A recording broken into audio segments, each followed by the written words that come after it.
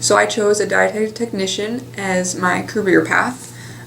What that kind of entails is planning and preparing food for patients, creating nutritional therapy, as well as documenting patients' intake, possibly getting supplies and preparing supplies.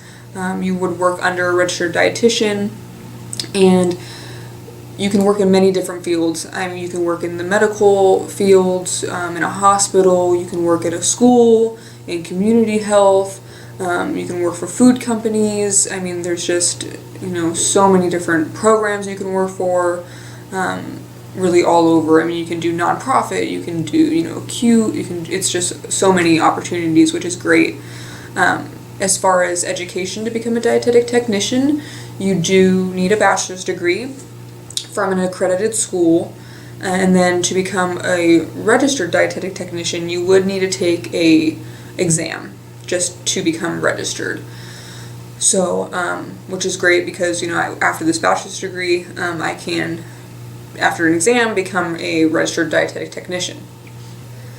Some skills that you would need for this career path is being able to identify and solve complex problems, being able to listen and understand patients' needs, being able to understand and comprehend written documents because, for example, in a hospital, you may need to be planning these patients' meals, and you need to be able to understand the documents that show you, what they need. For example, they have diabetes and what they can and cannot have. So you definitely need to be able to do that. You would want to have critical thinking skills, and just, I think more than anything, you'd be wanting to be able to search for ways to help others, be somebody who wants to help, and I think that's really true in any healthcare field, honestly. According to the Bureau of Labor Statistics, in 2016, the annual mean salary for a dietetic technician was $29,360. So not bad at all, definitely respectable. In California, I think that's a little bit more tough, but definitely respectable. And they also predicted that there would be a 13% employment growth between 2014 and 2024. So this is definitely something that is a growing field. So through being a dietetic technician, like I mentioned earlier, you do need to work under a registered dietitian. So that, I think, can really help with showing you whether or not you want to become a registered dietitian, whether or not that's your next path that you want to take. But to become a registered dietitian, you do have to get a master's at this point, I believe. And then again, take an exam to become registered. So that is a little bit harder to become a registered dietitian, but definitely something to strive for along the way if you really enjoy being a dietetic technician.